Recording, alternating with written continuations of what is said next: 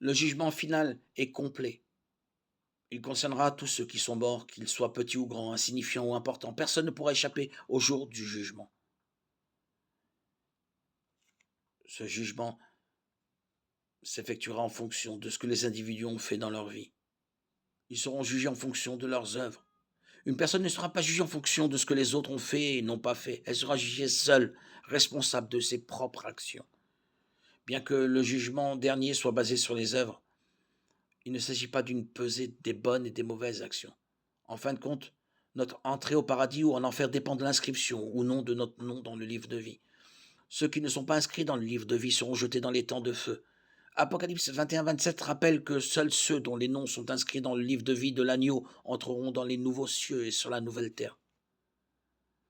Compte tenu de l'importance de l'enjeu, la destinée éternelle, il convient de s'assurer que l'on est préparé à l'avance pour le jour du jugement dernier.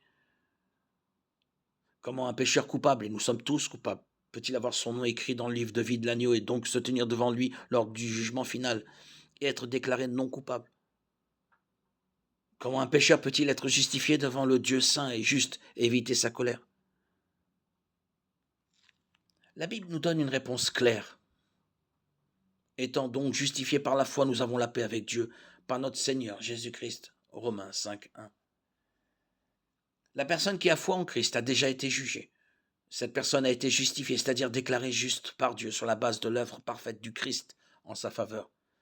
C'est comme si le jugement final qui aurait eu lieu au jour du jugement avait été rendu à l'avance. Tous ceux qui ont la foi en Christ sont déclarés justes et leurs noms sont inscrits dans le livre de vie de l'agneau. Ils n'ont rien à craindre au jour du jugement, car leur châtiment a déjà été porté par le Christ sur la croix.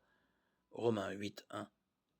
Pour ceux qui ont foi en Christ, le jour du jugement sera le jour du salut final, où ils seront délivrés de tous les effets néfastes du péché.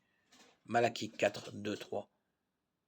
Et comme il est réservé aux hommes de mourir une seule fois, après quoi vient le jugement, de même Christ qui s'est offert une seule fois pour porter les péchés de plusieurs, apparaîtra sans péché une seconde fois à ceux qui l'attendent pour leur salut.